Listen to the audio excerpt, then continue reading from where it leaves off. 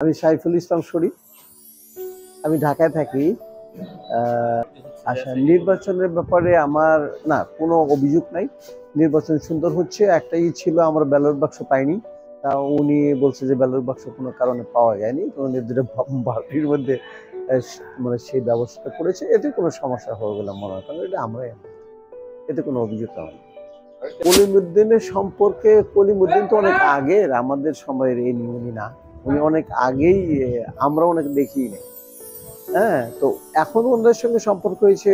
ওনার ওনার নাতির সঙ্গে আমার ভাস্তি বিয়ে হয়েছে, বা ওনার আত্মীয় স্বজনের সঙ্গে আমাদের সম্পর্ক হয়েছে, এই হিসাবে এখন আত্মীয় হয়েছে। আগে কি ছিল জানি না, কারণ বাপ চাচা যখন ছিল, ওনারা যখন এই স্কুলটাকে প্রতিষ্ঠা করে, ওনাকে ধরে ওনার জমি জমা, বা উনি এখানকার একটু প্রভাবশালী ছিল, বা জমি সংক্রান্ত অনেক ছিল। তো সেই হিসাবে আমার যে বাপ চাচা আছে বা মুরব্বী যারা আছে, ওরা ওনাকে ধরে যে আমাকে একটা দেন, আমরা কি স্কুল প্রতিষ্ঠা করি। সেই হিসেবে ওনারা অবশ্য প্রতিষ্ঠা করেছে। এই প্রতিষ্ঠানের প্রতিষ্ঠাতার সভাপতি হলো আমার বাবা। হ্যাঁ, ওনারা বেশ কয়েকজন, হালিম চেয়ারম্যান, উনি ইয়াকুব মাতব্বর, কুদ্দুস মাস্টার, তারপর গফুর সরকার, এরা মিলে এই স্কুলটা আসলে তৈরি করেছে। এখন এই পর্যায়ে আছে। ও আমার ছোট ভাই, অর্থাৎ আপন না। হ্যাঁ, ও আমার ছোট, আমাদের আমাদের ইয়ের মধ্যে ও আছে।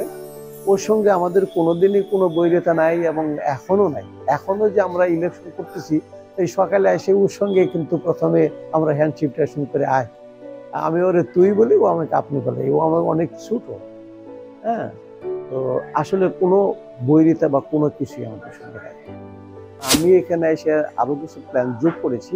আপনারা দেখছেন যে স্কুলটার অফিস টফিস ইত্যাদিগুলো আমি প্রথমে সাজিয়েছি, কারণ আমি বিভিন্ন শিক্ষাবিদ যারা আছে তাদের সঙ্গে কথা বলেছি এটাকে একটা মডেল স্কুল কিভাবে তৈরি করা যায় সেই ব্যাপারে। তো ওনারা বলছে যে মডেল স্কুল তৈরি করতে হলে আগে আপনাদেরকে শিক্ষকটা, পরিবেশটাকে তৈরি করতে হবে। তো সেই হিসাবে আমি পরিবেশটাকে তৈরি করতে করতেই আমার 2 বছর শেষ হয়ে গেছে।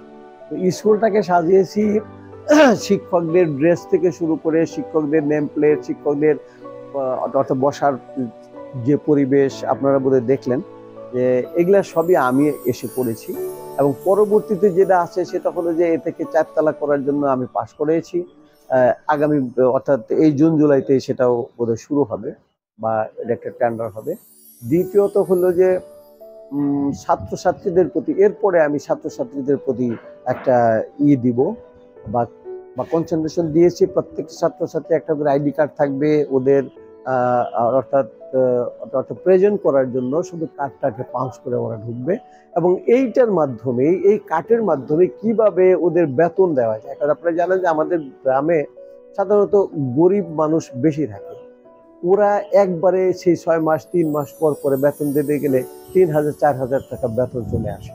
সুতরাং এদের পক্ষে খুব জুলুম হয়। এই জন্য প্রতি মাসে যেন বেতনটা দিতে পারে, সেই জন্য এই কার্ডগুলো আমি তৈরি করতে দিয়েছি, এবং কার্ডগুলো হয়ে গেছে। তো এরা ব্যাংকে গিয়া, যে কোনো ব্যাংকে, বা আমাদের কালিদাসের যে ব্যাংক আছে ওইখানে, এই প্রতি মাসের যে 300 টাকা বা 400 টাকা বেতন ধরা আছে, সেই টাকাটা জমা দিলে ওই টাকাটা ওইখানে চলে যাবে। এবং ওদের অ্যাটেন্ডেন্স, স্যারদের অ্যাটেন্ডেন্স সবকিছু আমি রেডি করেছি। এবং এইটাই আমার এখন মূল উদ্দেশ্য, যে এই জিনিসগুলোকে যদি আমি মোটামুটি সফল করতে পারি, যেহেতু সময়ের জন্য আমি করতে পারিনি।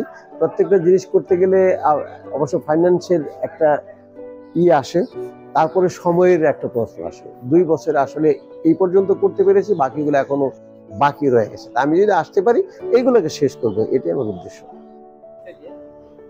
আমি মোহাম্মদ ফারুক আল মামুন, পিতা মৃত্যু মঞ্জুরুল হক।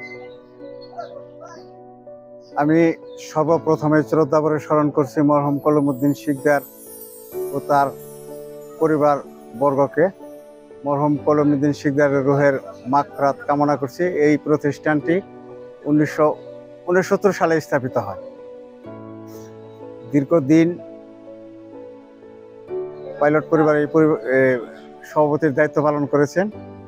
আজকে কালিদাসের সর্বস্তরের জনগণ, অভিভাবক বৃন্দ সকলেই আমাকে নির্বাচনের অনুমতি দিয়েছেন। আজকে যদি জয় হয় কালিদাসবাসীর জয়, আর পরাজয় হলে কালিদাসবাসীর পরাজয়। আমার এই নির্বাচনে এখন পর্যন্ত কোনো অভিযোগ নাই। আমি প্রিজাইডিং অফিসার সাহেবকে বলছি যে নির্বাচনটা যেন সুষ্ঠু, ন্যায়, নিরপেক্ষ হয়, পক্ষপাতিত্ব যেন অবলম্বন করা না হয়। এটাই তার কাছে আমার বিনীত অনুরোধ, এমনকি প্রশাসনের কাছে এটাই আমার অনুরোধ।